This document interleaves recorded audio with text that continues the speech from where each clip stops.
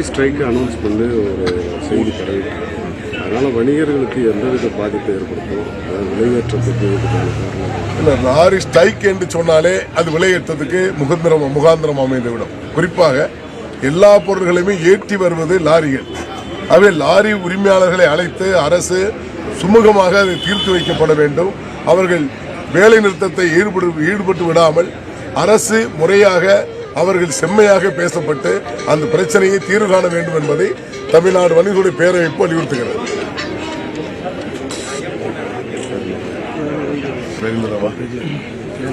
தோல்கட்டு மதுரையில் வந்து ரொம்ப 5 கிலோமீட்டர் 6 கிலோமீட்டருக்குலாம் தோல் அகற்றப்பட வேண்டும் என்பதை தமிழ்நாடு வணிகர்களுடைய பேரமைப்பு தொடர்ந்து எதிர்ப்பு குரல் கொடுத்து கொண்டிருக்கிறது. சமீபத்திலே காலாவதியான தோல்களை அகற்றப்பட வேண்டும். இன்று 60 கிலோமீட்டர் தோல் என்பது தமிழகத்திலே மாறுபட்டு சுழற்சியாக தோல் கட்டணம் அமைக்கப்பட்டு மக்களிடத்திலே பணத்தை, அதாவது ஒரு கந்து வெட்டி பிடுங்குவது போல பிடுங்கி கொண்டிருக்கிறார்கள். இதை மாற்றம் செய்ய வேண்டும் என்பதை வலியுறுத்தி வருகின்ற அடுத்த வாரத்தில் மத்திய மரியாதைக்குரிய நிதின் கட்காரி அவர்களை நேரடியாக சந்தித்து முறையிட இருக்கிறோம். அந்த முறை மட்டுமல்ல, பல்வேறு அமைப்பு, விவசாயிகள் அமைப்பு, லாரி உரிமையாளர் அமைப்பு, எல்லா அமைப்புகளையும் இணைந்து நாங்கள் போராடி கொண்டிருக்கிறோம். அந்த போராட்டம் ஓயாது. தோல் கட்டணம் அகற்றும் வரை போராட்டம் வலுப்பெறும் என்பதை எச்சரிக்கை உணர்வோடு நான் பதிவு செய்து கொள்கிறேன். அதே போன்று தூத்துக்குடி, திருநெல்வேலி மாவட்டங்களிலே பாதிப்படைந்த வியாபாரிகள் இந்த கணக்கிட்டு கொண்டிருக்கிறோம். ஏறக்குறைய 5000க்கும் மேற்பட்ட வியாபாரிகள் முழுமையாக தொழிலை விட்டு விலகக்கூடிய அவலம் ஏற்பட்டிருக்கிறது. ஆகிய மத்திய நிதி அமைச்சர் அவர்களை சந்திப்பதற்கு நேரம் கேட்டிருக்கிறோம். வருகின்ற வாரத்தில் அவர்கள் சந்திக்கக்கூடிய வாய்ப்பு தெரிகிறது. அந்த வேளையில் அவர்களை சந்தித்து சாமானிய வணிகர்களையும் அங்கு ஜிஎஸ்டி கட்டக்கூடிய வணிகர்களையும் அரசு பாதுகாக்கப்பட வேண்டும்.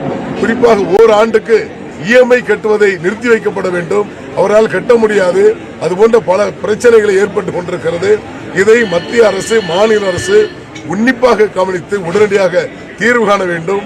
அதேபோன்று மாண்புமிகு முதலமைச்சர் அவர்கள் ஏழை எளிய வியாபாரிகளுக்கு 1 லட்சம் ரூபாய் குறைந்த வட்டியிலே கடனாக தருவதாக உறுதியளித்திருக்கிறார்கள்.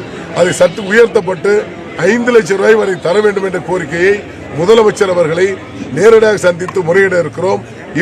இன்றும் நாளையும் அந்த மாவட்டத்தில் முழுமையாக ஆய்வு செய்து அந்த கடையினுடைய பட்டியலை எடுத்துக்கொண்டு முதலமைச்சர் அவர்களை சந்திக்க இருக்கிறோம். பாதிப்படைந்த வியாபாரிகளுக்கு தமிழ்நாடு வணிகர்களுடைய பேரமைப்பு நிர்வாகிகள் மூலமாகவும் பல்வேறு கட்ட உதவிகளை அங்கு செய்ய இருக்கிறோம் என்பதை தெரிவித்துக் கொள்கிறோம். அதே போன்று இந்த அலுவலகம் திறக்கக்கூடிய இந்த தேதியில் அவருடைய பிறந்தநாளை முன்னிட்டு தொடர்ந்து 10 ரூபாய்க்கு உணவு, இது ஒரு வரலாறு. சாமானிய மக்கள், ஏழை எளிய மக்கள் உண்டு சாப்பிடக்கூடிய வகையில், பசியாற்றக்கூடிய வகையில் 10 ரூபாய்க்கு உணவு வழங்குகிறார்கள் இருக்கிறார்கள். அதற்கும் தமிழ்நாடு வணிகர்களுடைய பேரமைப்பு பாராட்டுதலையும் நன்றி தெரிவித்துக் கொள்கிறது.